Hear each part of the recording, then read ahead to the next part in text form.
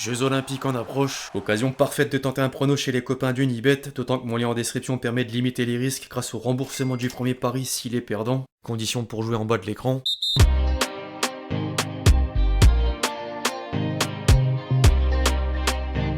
Jour J, Jeux Olympiques. Les hommes de Thierry Henry entrent enfin en lice face aux États-Unis et qui de mieux que la Casette pour mener le groupe France vers la victoire.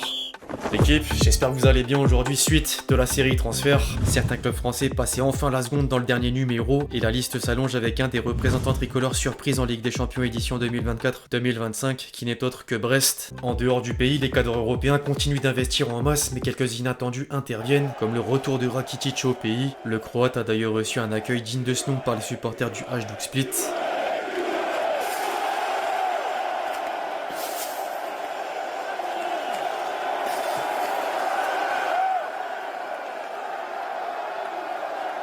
Bref, stop le blabla, les amis, je vous demande juste un service, le même que d'habitude, et vous savez ce que je vais dire, m'éclater le compteur de j'aime. J'espère que tout le monde jouera le jeu jusqu'à la fin du mercato estival. Merci à tous ceux qui contribuent. Transition. On entre dans le vif du sujet avec le Paris Saint-Germain qui est sur tous les fronts depuis quelques jours. Joao Neves pourrait sécher l'entraînement pour forcer un départ et le président du Benfica est enfin sorti du silence dans les colonnes de la presse portugaise. Rui Costa a confirmé que les pourparlers sont en cours pour mener à un accord. Je cite, il y a une proposition pour Joao. Oui, nous sommes en train de discuter du montant. Ce sont des négociations qui sont en cours et donc il faut pas en parler publiquement. C'est pas ce qui aide. Beaucoup de noms ont été évoqués, d'autres noms ont également été évoqués. Il reste 1 mois et demi avant la fermeture du marché et donc, comme vous le savez, le marché est resté très calme jusqu'à présent. Le marché va plus ou moins commencer à bouger maintenant. Nous restons attentifs et nous choisirons certainement le meilleur groupe pour Benfica.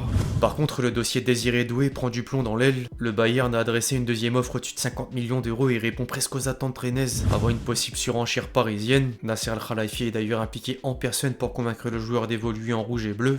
En parallèle, Fabrizio Romano a jeté un froid sur la rumeur Bruno Fernandes, mais d'autres informations relient sans cesse le PSG à Manchester United. Le club mancunien essaie toujours de signer Ugarte dont le prix est fixé à 70 millions d'euros. Les Red Devils envisageraient de poser 100 millions d'euros sur Xavi Simons, tandis que les dirigeants parisiens ont lancé l'assaut pour Jadon Sancho, d'autant que le joueur ressort d'un prêt concluant à Dortmund et serait emballé à l'idée de rallier la capitale. Outre le lien avec Manchester United, le champion de France pourrait jouer un mauvais tour au Barça pour Nico Williams. Bilbao lui a fixé une clause libératoire de près de 60 millions d'euros et la bande à la Porta craint perdre la bataille par rapport à l'aspect financier. Du coup, l'idée de recruter un numéro 9 recule peu à peu, d'autant que Paris refuse d'investir plus de 80 millions d'euros sur Osimhen. Naples a même tenté de récupérer 90 millions d'euros plus qu'Anguinli dans l'opération avant de recevoir une réponse négative.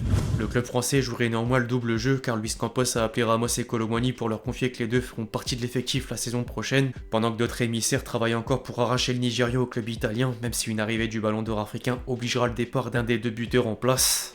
En parlant de départ, un journaliste anglais de renom laisse entendre que Donnarumma s'est fait approcher par Manchester City et figure dans la liste des successeurs potentiels d'Ederson dans le viseur de l'Arabie Saoudite. Affaire à suivre. En dehors de la capitale, certains clubs français s'activent enfin sur le mercato estival, comme Brest. La surprise de la Ligue 1 édition 2023-2024 est sur le point d'amener du renfort en attaque grâce à la venue d'Ajorc contre 4 millions d'euros, en même temps de dégoter le remplaçant de Brassier en la personne d'Endiaye sous la forme d'après avec option d'achat de 9 millions d'euros. Le stade brestois a également coché d'autres pistes offensives dont Orban en quête de temps de jeu, Satriano, les négociations sont en cours avec l'Inter pour un transfert définitif, Vidovic, le club breton échange avec l'agent du joueur pour un prêt, ou encore Rabib Diallo. Strasbourg a néanmoins pris de l'avance pour le rapatrier en Alsace. Le Racing devrait d'une autre part nommer Liam Rosenior pour succéder à Patrick Vieira, et Chelsea est en passe de lui prêter Caleb Wiley dans le cadre de la multipropriété. L'autre Racing passe également la seconde. Mon-Lens a bouclé la signature de Malangsar libre de tout contrat. Krasnodar vient de refuser une première offre pour Spertian, mais Joseph Ogorlian compte revenir à la charge. Will Steele souhaite retravailler avec Mounetti et la situation de Belkebla en Arabie Saoudite pourrait permettre au 100 € de le récupérer sans la moindre indemnité. Au rayon des départs, ensuite, Guy Lavogui prend la direction de Sampaoli sous la forme d'un prêt avec option d'achat, tandis que Monaco a formulé une nouvelle offre autour de 15 millions d'euros pour El Ainaoui et réfléchissait à mettre le paquet sur Wai après l'échec Nikotadze. Sauf que les dirigeants monégasques ont tranché pour aligner 20 millions d'euros sur Ilini Kena. En parallèle, le club du Rocher tenait un accord à 15 millions d'euros avec l'AC Milan pour Youssouf Fofana avant que la concurrence d'autres écuries européennes ne fasse monter la note à 35 millions d'euros. Du côté de Marseille, le tandem Longoria-Benassia continue d'impressionner suite à l'arrivée d'Ojbjerg en prêt avec obligation d'achat de 13 millions et demi d'euros. L'OM essaye désormais de venir à bout des dossiers Wonk et Nketiah, proches de s'entendre sur un contrat pendant que les discussions de club à club s'intensifient pour fixer un prix. Le club olympien poursuit d'une autre part l'opération dégraissage. Ismail Assar s'est mis d'accord avec Crystal Palace qui vient d'adresser une première offre de 15 millions d'euros. Les Zerbi comptent plus sur Unai dans le viseur du Qatar. Gigot intéresse quant à lui l'Arabie Saoudite. Et Conrad de la Fuente est sur le point de signer à Lausanne en Suisse avant de filer à Nice, au même titre que Klose dont le transfert est estimé à 5 millions d'euros.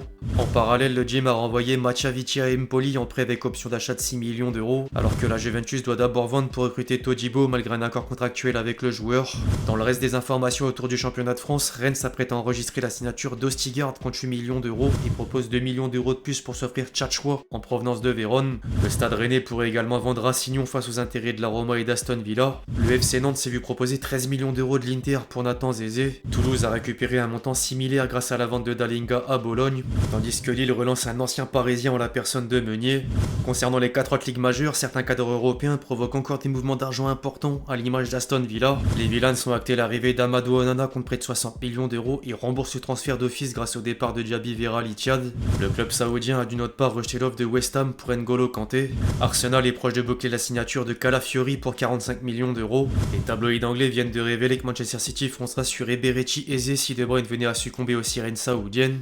Guardiola gardait néanmoins une certaine confiance vis-à-vis du Belge lors d'un récent passage médiatique. Je cite: « Kevin ne part pas. Si quelqu'un part, nous allons en parler et bien sûr jusqu'au dernier jour du mercato, nous avons des chances. Je n'exclus pas la possibilité de recruter de nouveaux joueurs, mais je pense qu'il y a 85, 90, 95% de chances que nous ayons le même effectif. Je me sens à l'aise parce que la qualité des êtres humains que nous avons dans l'équipe est difficile à remplacer, mais nous verrons. Je sais pas si au dernier moment quelqu'un viendra pour remplacer certains joueurs.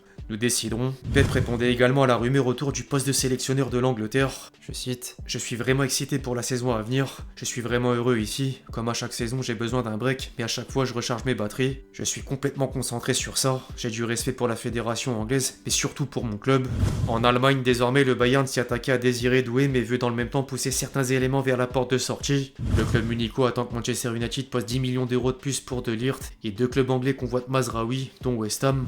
Du côté de l'Espagne, Séville a accepté de céder En-Nesyri au Fenerbahçe contre 20 millions d'euros et l'Atlético Madrid inclut Aguerd parmi les pistes défensives après le ralentissement du dossier Anco. Tandis qu'en Italie, Bologne boucle l'arrivée d'Hummels libre de tout contrat. Le com de Fabregas met la main sur Varane et Naples aimerait vendre Osimhen pour amener Lukaku dans l'effectif de Conte. Quant au reste des officiels, le Torino récupère Ki Adams sans indemnité de transfert. La Real Sociedad s'est offert Javi Lopez pour 6 millions d'euros. Kasper Schmeichel s'est engagé avec le Celtic Glasgow. Enfin, des nouvelles de Martin Braithwaite qui a atterri au Brésil, au Grêmio. Bref, l'équipe, c'est tout pour cette vidéo sur l'actualité des dernières rumeurs de transfert et quelques officiels. J'espère que vous l'avez kiffé, je compte sur vous si c'est le cas pour lâcher votre meilleur j'aime. N'hésitez pas à me donner vos avis sur tous les noms qu'on a pu aborder aujourd'hui, et puis d'ici là, on se retrouve très vite sur la chaîne pour de nouvelles vidéos. C'était Lexti. Ciao.